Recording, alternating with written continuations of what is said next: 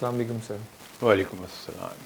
سر میں آپ کو اپنی نظر میں جیسے جانتا ہوں، میرے لیے آپ ایک سول سائنٹسٹ ہیں.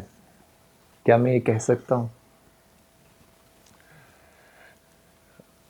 ضرور کہیے. انسان کو وہ کہنا چاہیے جو کسی کے بارے میں محسوس کرتا ہو، اور آپ کے یہ لفظ کہنے سے خود میری ویکیبلری میں یہ ایک نیا اضافہ ہوا ہے اور اچھا لفظ ہے. سر میں نا سوال بچپن سے میرے ذہن میں کل بلاتے تھے اور میں کرنے میں آر محسوس نہیں کرتا تھا، لیکن جانے کیوں آج جو گفتگو میں اتنے انٹرویوز کر چکا ہوں، کرنے لگا ہوں، تو میں بہت نروس ہوں.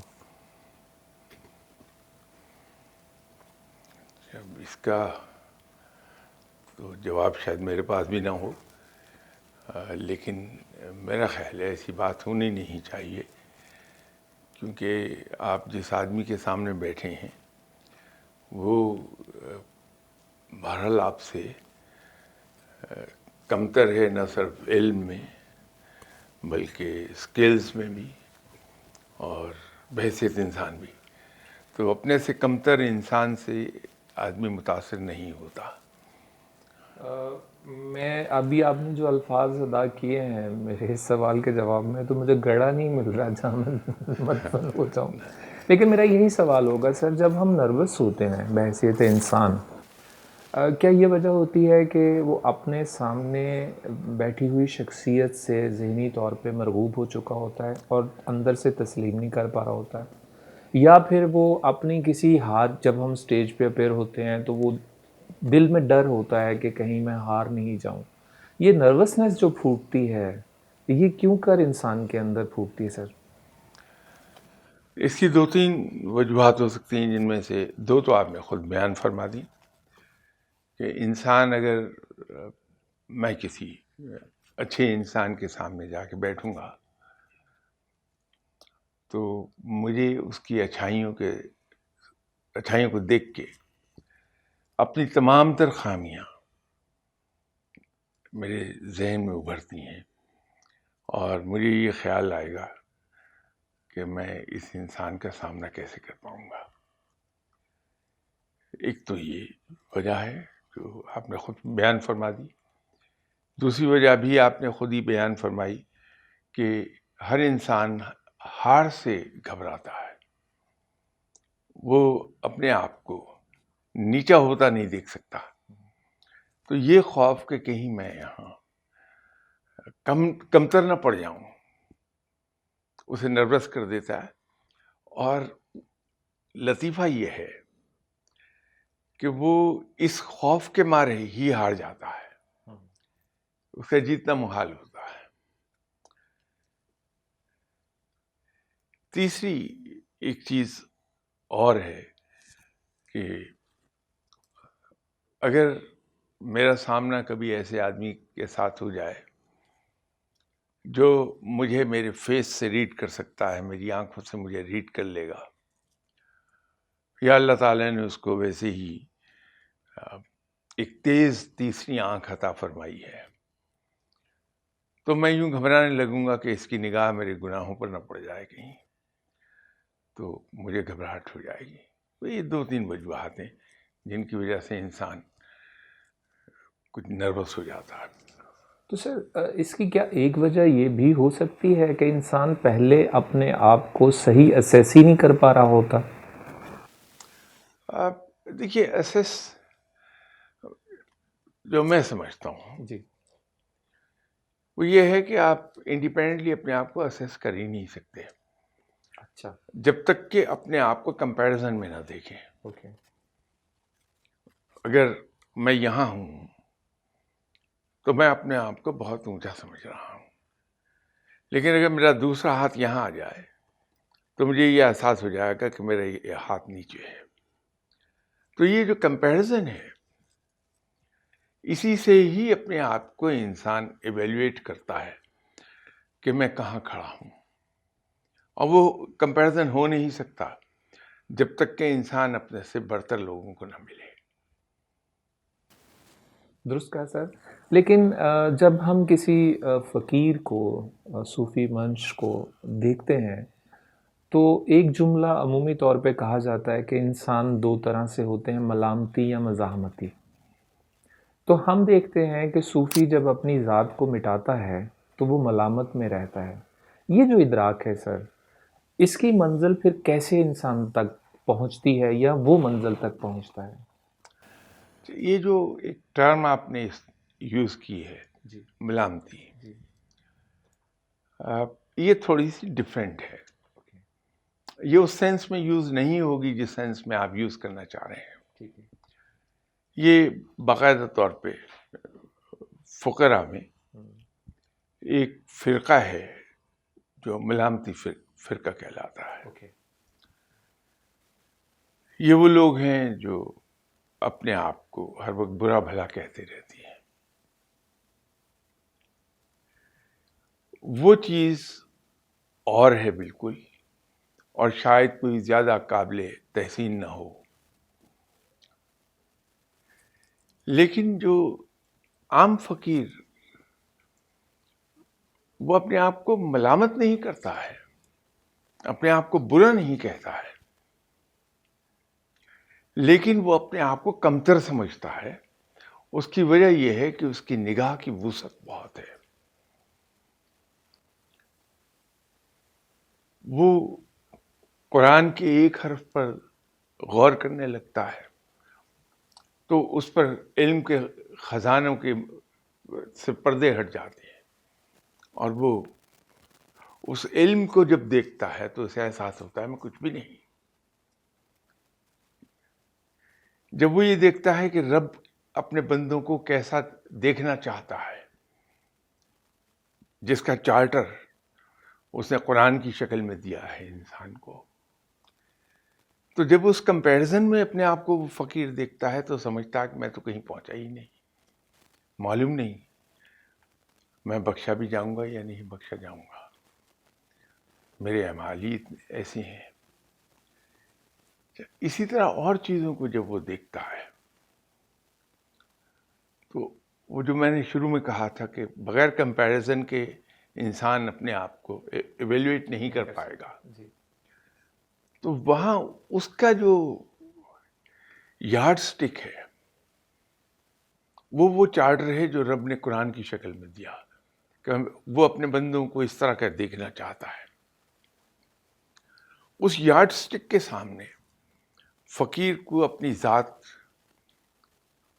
بڑی چھوٹی اور پر عیب لگتی ہے، تو وہ یوں ہر ایک سے کہتا ہے کہ میں بھائی بڑا چھوٹا آدمی ہوں. تو اس کا یہ کہنے کی جو آپ نے مزاحمتی رویہ کہا، جی. وہ ہماری انا ہے جو مزاحمت کرتی ہے. آپ مجھے ابھی بڑی محبت اور خلوص کے ساتھ میری کسی کوتاہی کو پوائنٹ آؤٹ کیجئے مجھ پر، تو میرا رویہ فوری طور پر یہ ہوگا، میں ڈیفینسو پر چل جاؤں گا جی. اور میں اس کی جسٹیفیکیشن آپ کے سامنے دینی شروع کر دوں گا. یہ ایک طرح سے میں رزسٹ کر رہا ہوں. تو یہ انا کے نتیجے میں یہ رزسٹنس پیدا ہو جائے گی. تو یہ مزاحمتی ہونا، اپنے آپ کو یہ سمجھنا کہ ابھی میرا بڑا راستہ باقی ہے جو میں نے طے کرنا ہے، اور ملامت کرنا، یہ تینوں مختلف ہیں.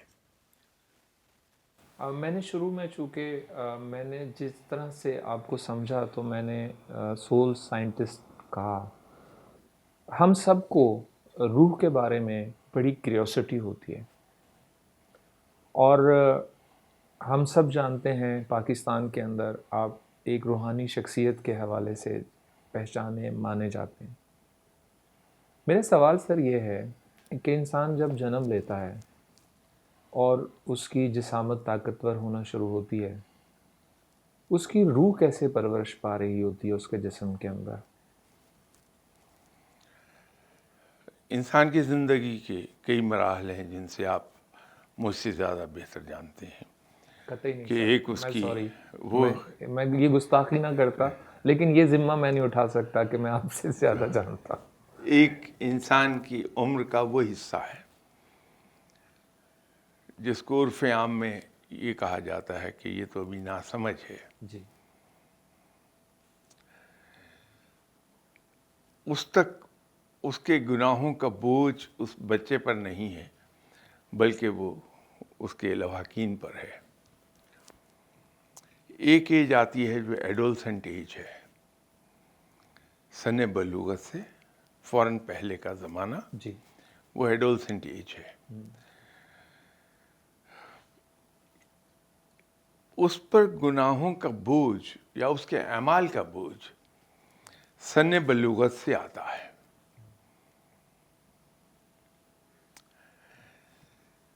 تو وہ دو طرح کے اعمال کرتا ہے. مجھے ایک بڑی پرانی بات یاد آ گئی، میں شاید اس وقت سیکنڈ ایئر میں تھا یا جی کچھ اسی طرح کالج میں تھا. بہرحال تو فیروز سنس پر مال روڈ پر ان کا شو روم بہت بڑا ہوتا تھا. وہاں میں کتابوں کی تلاش میں چلا جایا کرتا تھا.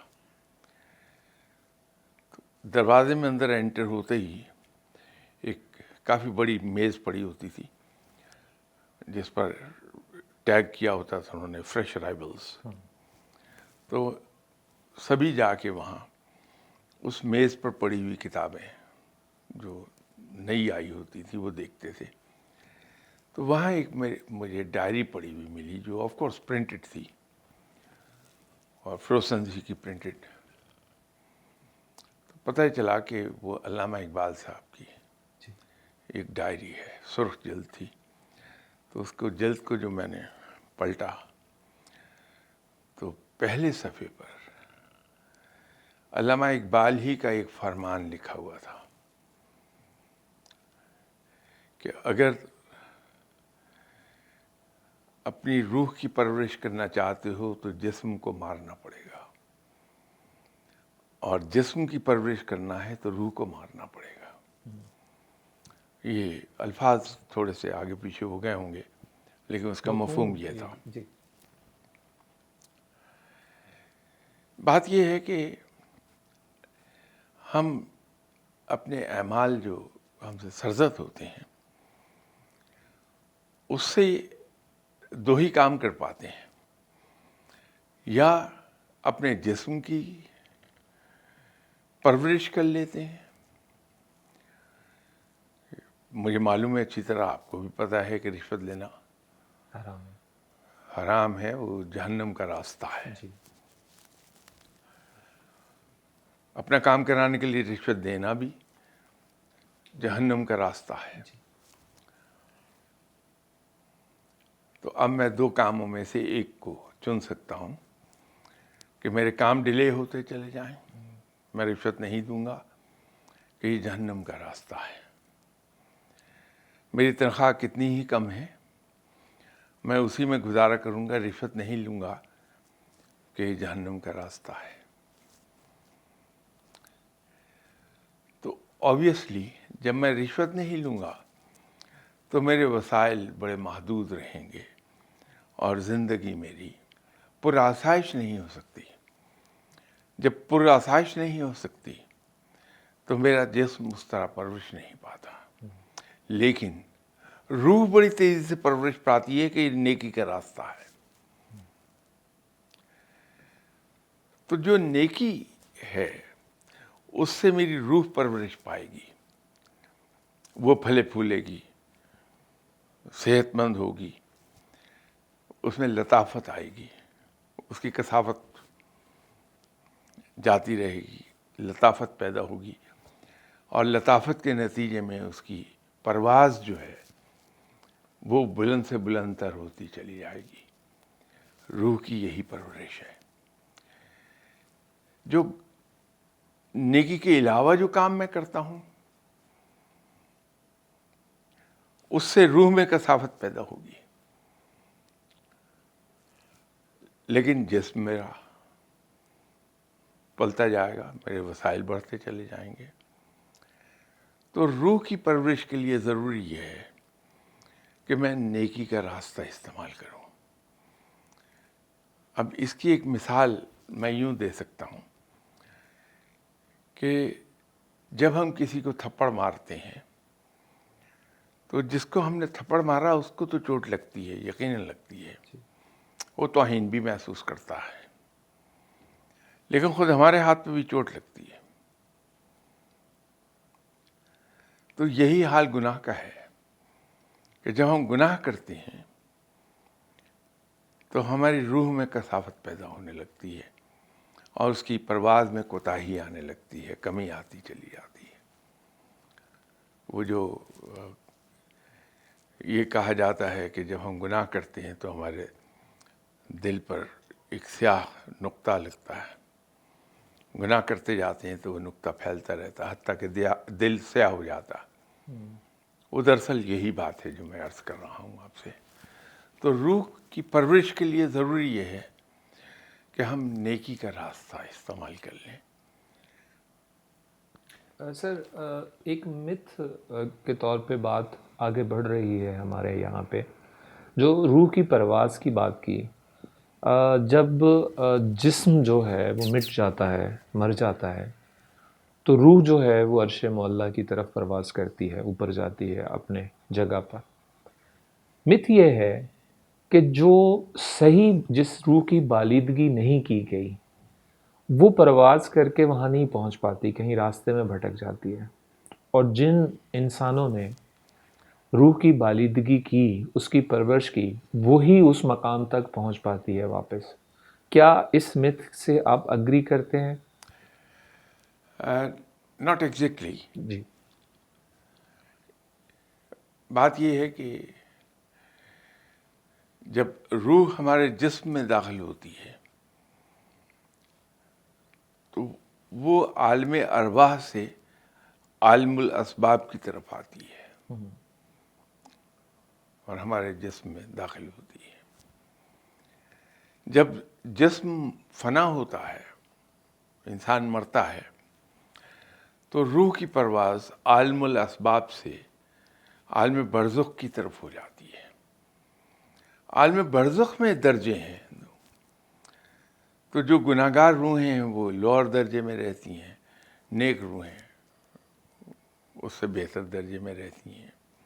لیکن جاتی سبھی روحیں عالم برزخی میں ہیں کہ وہ ایک طرح کا ٹرانزٹ کیمپ ہے کہ انسان کے مرنے سے روز قیامت تک کا جو ویٹنگ ٹائم ہے وہ عالم برزخ میں روح انتظار میں رہتی ہے. اس لیے میں اسے ٹرانزٹ کیمپ کہہ رہا ہوں.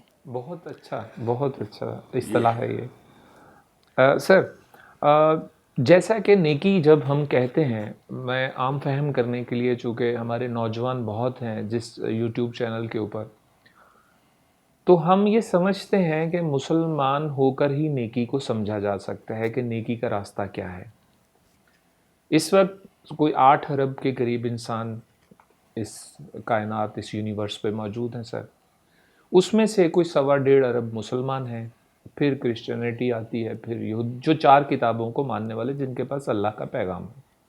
اس کے بعد 1.5-2 ارب ایسے بھی ہیں جو ایتھیسٹ ہیں یا آگ کی پرستش کرتے ہیں. یہ سارے تو ان کو تو نیکی کی سمجھ اس طرح سے نہیں ہے. تو کیا ان کی روح جو ہے وہ کسی طرح سے بھی بالیدگی پائے گی، بڑھے گی، پھلے پھولے گی؟ ان کے پاس کیا راستہ ہے سر؟ دیکھیے، اس کے اندر تھوڑا سا ہمیں وسیع النظر اور کشاد دل ہونا پڑے گا. جی سر.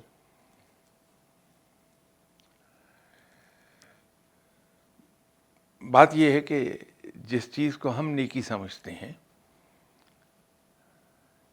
وہ شاید عبادت گزاری ہے، جی. نیکی نہیں ہے.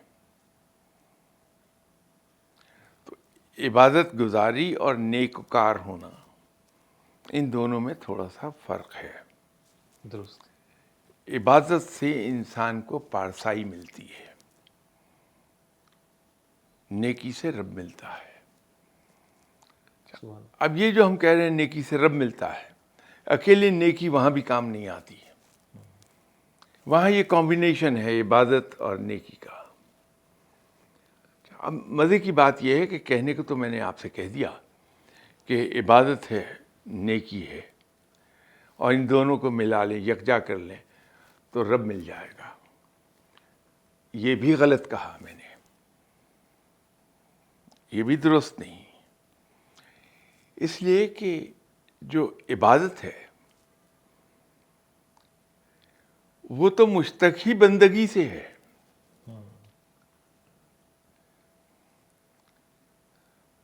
بندگی کیا ہے؟ رب تعالیٰ کی ٹوٹل اطاعت کا نام بندگی ہے. اور ٹوٹل اطاعت کیا ہے؟ ٹوٹل سرنڈر، بلا شرکت غیر. ایک جامع قسم کا سرنڈر اللہ کے احکامات کے سامنے.